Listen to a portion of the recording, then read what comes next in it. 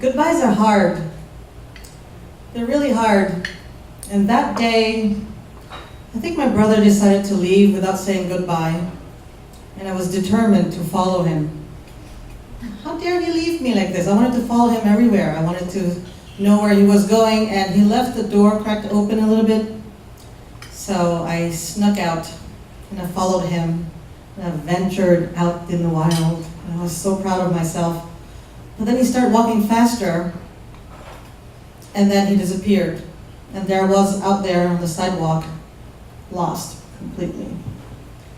I was 3 years old, and a part of me was excited because I was trapped inside for once, because people always keep me apart and they always say, no, you can't do this, no, you can't do that, but Big Brother can do everything. I was outside, but I had no idea where I was. But then this lady showed up, and she said, ah, mon bel enfant, mais qu'est-ce que tu fais? Pourquoi t'es perdu? Tu viens d'où? T'as un beau petit vent dans le toupette. And I just looked at her and smiled. Had no idea what she was saying. I didn't speak French yet back then. I was up in Montreal, and I only spoke Cambodian. I was 3. My grandma raised me. But I smiled because I felt like I could trust her. And she wiped my tear off my cheek, and she reached out for my hand, and I followed her. Well, we were the only Asian family in the block, so she knew where I lived. We arrived in Canada as refugees, and so she brought me back to my house, and when she rang the doorbell, and my mom was like, oh my God, I didn't even notice she was gone. I'm like, yeah. It was a full house, my uncles were there, my mother, my grandma, it was such a packed house that, me being gone for a few hours, no one would notice, sadly. And so the lady who turned out to be a religious nun, Sœur Marie-Stella Lanou, which is a sister Marie-Stella,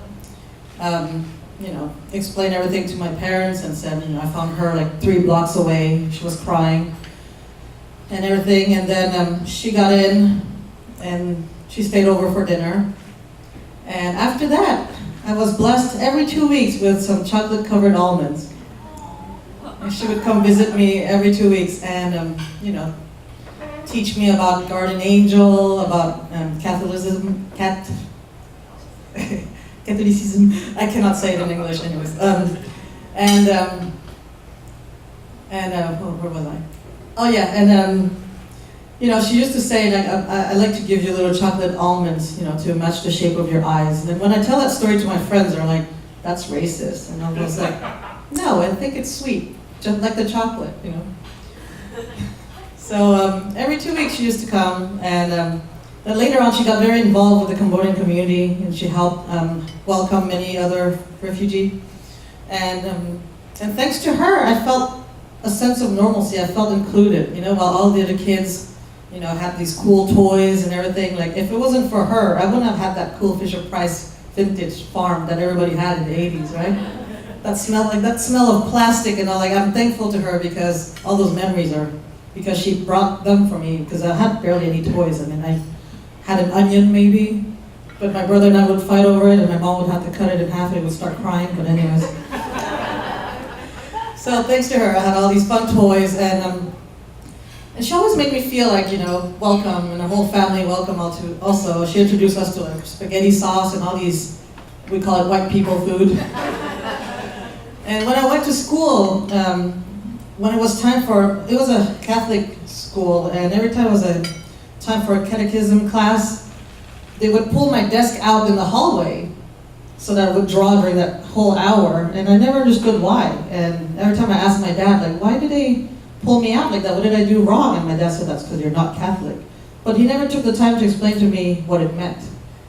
I'm like, well, what does it mean? I'm not Catholic. I'm not good enough? And he's like, I don't have time for this. They were too busy working at a store and surviving and making everybody. Anyways, but then one time I cried to my nun, and she explained to me that I was a Buddhist, and it was similar. And so we started comparing notes, and then we call it karma. She calls it a guardian angel, and so on. And we had those amazing conversations, and It was pretty great. And, I even went, in Montreal, like there's the biggest church in Montreal called Laboratoire Saint-Joseph, which is huge on a mountain. And everybody climbed the steps on their knees all the way up. And I did that with her. I'll always remember that. Yes, I should have worn knee pads. But so I have all these really nice fond memories with Salma Estella, so she always made me feel like it was normal. She always reassured me. But one day I got married, and she decided to move to the island, like in Nova Scotia or something. And it was before iPhones and Facebook. And plus, I don't think she would have a Facebook account anyways. So I lost touch, and I never heard back from her. And then I moved to the US, and I still was looking up, I tried to look her up. I couldn't find any information. I don't know what happened to her. So goodbyes are hard, but I think it's even harder to not be able to say goodbye. Thank you.